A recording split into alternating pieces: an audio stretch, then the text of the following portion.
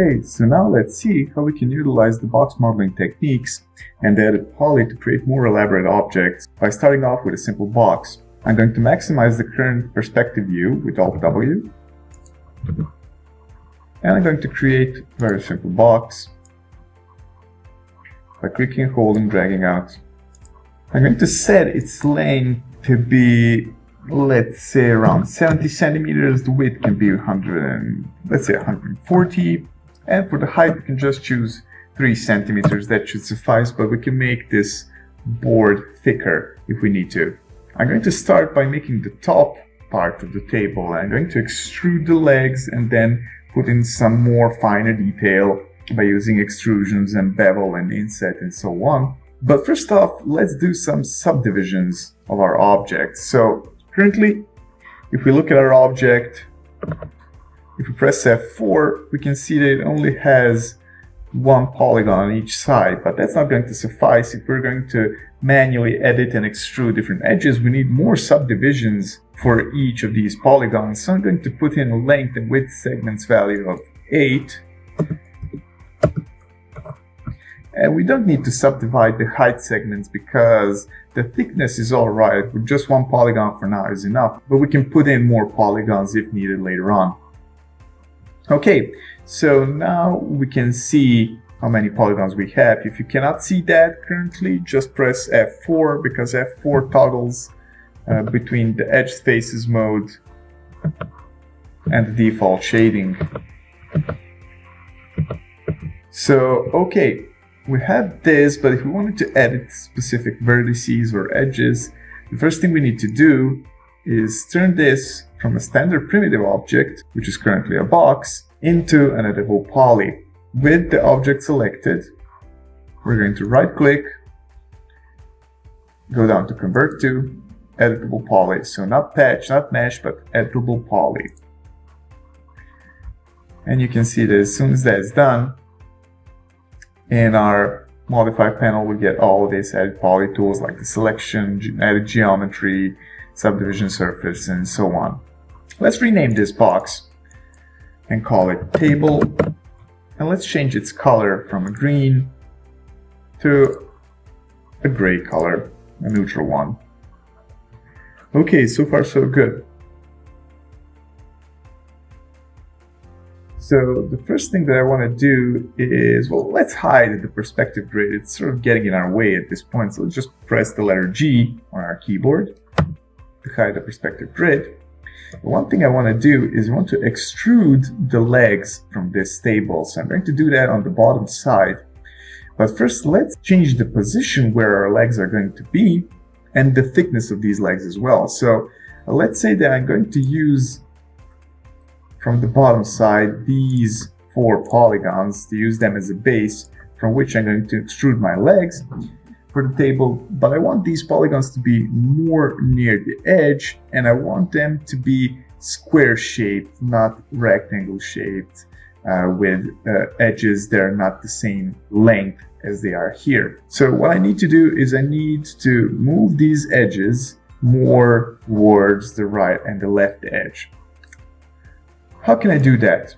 First off, let's switch to the edge selection tool by pressing number 2 on our keyboard.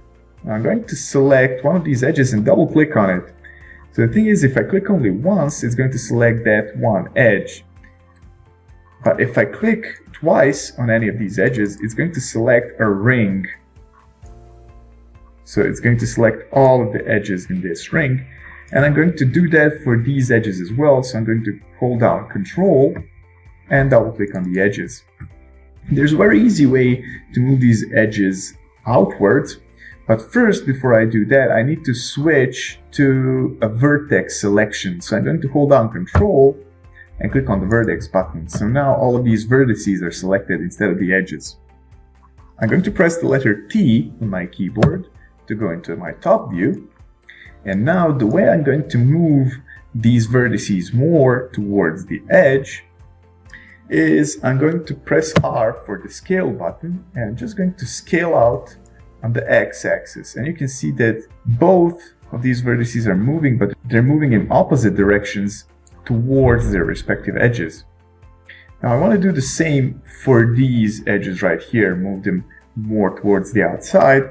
So I'm going to hit Q to go into my select tool, press the number 2 to go into edge selection, and again select a ring of edges here by double clicking on them.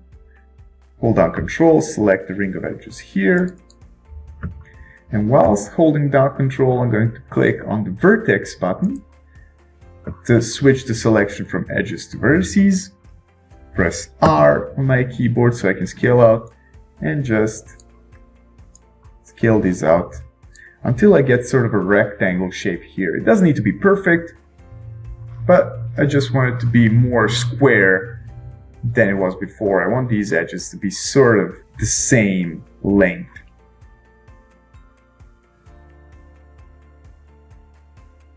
I can switch back to perspective view by pressing P. And what I want to do now is I want to select these 4 polygons. I'm going to hit number 4 on my keyboard. And because I've selected them before going into the edits for the edges and the vertices, you can see that they stayed selected. The tool that I'm going to use to extrude them from this table is the Extrude tool, which you can find under the Edit Polygons window. Now, I'm not going to hit the Extrude key, but I'm going to hit the Settings button next to the Extrude key, which is going to allow me to specifically set the height for my extrusion. So currently it's set to 25 centimeters. Now I know that I want these legs to be around 70 centimeters long, but for now I'm just going to extrude 5 centimeters. Press Enter and then hit the check button, the check mark. And the thing I want to do is add just a little bit more detail here, just not to have 4 legs that are simply like blocks, but just to have a little bit of an inset here, a little bit of a bevel towards the inside, and then an extension of my legs. It's a general rule that you don't want to go into too much detail before you rough out the shapes, but this is not going into too much detail. It's just a little bit of an elaboration on my shape, so it doesn't actually break the rule. Otherwise, you should never go into detailing before you roughed out the entire shape. So how am I going to put the bevel on these legs? Well, underneath my extrude tool, I have my bevel tool. I'm not going to click on the bevel button, but I'm going to click on this small settings button next to the bevel button in the edit polygons. I'm going to click on that, and it's going to open the bevel settings.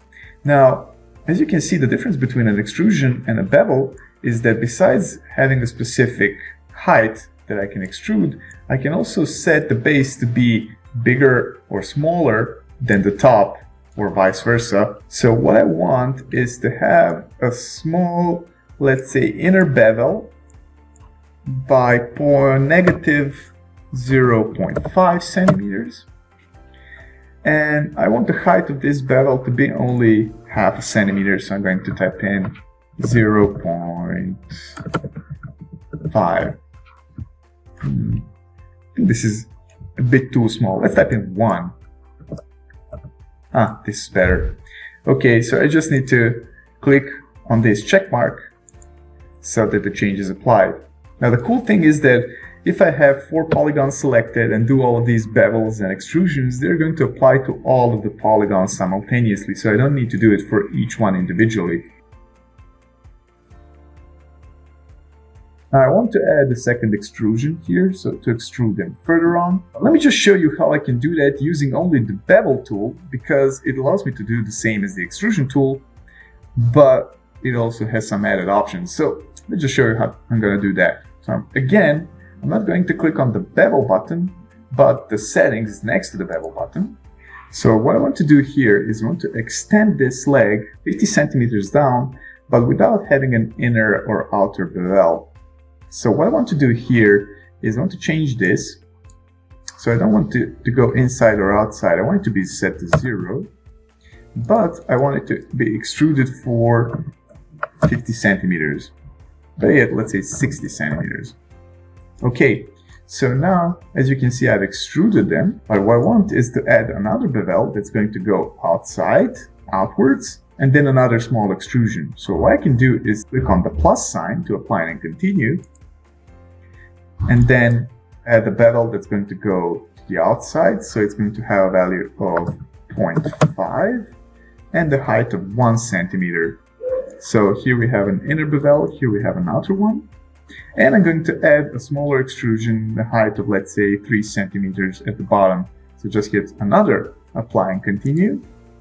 I'm going to type in 0 for the bevel outline, and for the height, I'm going to type in, let's say, 2 centimeters, I think should suffice. And then once I've done that, I can just hit the check mark. So as you can see, you can perform several consecutive actions, one after the other, by clicking on the apply and continue button right here. And as you can see, we can use the bevel option to extrude objects as well. So there's never just one way to do something. There's always like several different ways you can go about it. Now you may ask what the difference is between an extrusion and just raising a specific polygon. As you can see, when we extruded these polygons right here, what we've done is we've selected a specific polygon, went into the extrude settings, and then we performed an extrusion. But what's the difference between just doing that and selecting a polygon and dragging it outwards? Let's just check what the difference is. I'm going to go here and cancel this extrusion. And let's just press the W button for the select and move, and just move this polygon downwards. Now what you can see is when I move it downwards, it's going to deform this entire bottom part of my table, which is not something that I want. Whereas when I perform the extrusion, it actually doesn't just move it downwards, it actually creates 1, 2, 3, 4 additional polygons. And what you need to know is that this is not just a box that's been added here. It's actually an extension of this mesh. So you can see that this mesh goes like polygon here, then polygon down, then polygon left, then polygon up, then polygon here. So these are all connected and hollow on the inside. So it's way better than just taking a polygon and dragging it down and deforming the entire mesh, or creating separate legs and then adding them here, even though that can sometimes be done. I'm just going to cancel this change because I actually don't need to extrude any more polygons. I'm satisfied with the way my legs are looking right now. They have this simple bevel right here. Now what else can I do? Let's say that I want to elaborate on the shape of the table a little bit more. I want to play with the top a little bit more. So what can I do? Let's say that I want sort of to have the top beveled as well towards the outside, but first off, I think that it's a little bit thick, because if I bevel it and extrude it, it's going to be like 10 centimeters thick, and that's way thick for a top. So what I want to do is I want to take all these polygons and just drag them downwards to change the thickness of this top. I'm going to go into the front view, and while in polygon selection mode, I'm going to select all of these polygons at the top. So you can see I've selected all of them, but I want to deselect the ones on the sides. So I'm just going to press the letter F on my keyboard again, hold down Alt, and then drag again to deselect these polygons on the sides, but leaving the polygons on the top. I'm going to press F once more to be in front view, and then just zoom in and use the move tool to lower these polygons and to change the thickness of my table. Okay, I think this should do it. I'm going to press P to go into perspective view. Now what I want to do is I want to bevel this edge so it goes towards the outside, and then extrude it a little bit, and then bevel it towards the inside. So I can do all of this with the bevel settings. So I want to type in a value of 0.5 for the bevel outline, and let's set a value of 1 centimeter for the bevel height. Let's say even smaller value, 0.5 should suffice. Okay, that's good for now. I'm going to press the plus button, so apply and add. For the second bevel, I want it to be straight, so the outline is going to be 0, and the height can remain 0.5. Then I'm going to add another, apply and continue. And then I'm going to put down a negative value of 0.5 for the bevel outline. And I can leave the 0.5 centimeters for the bevel height and just type in apply. And now I've elaborated on this shape a little bit more, so it's not just a flat surface, it has this sort of bevel and the rounding corner up here. Okay, so far so good.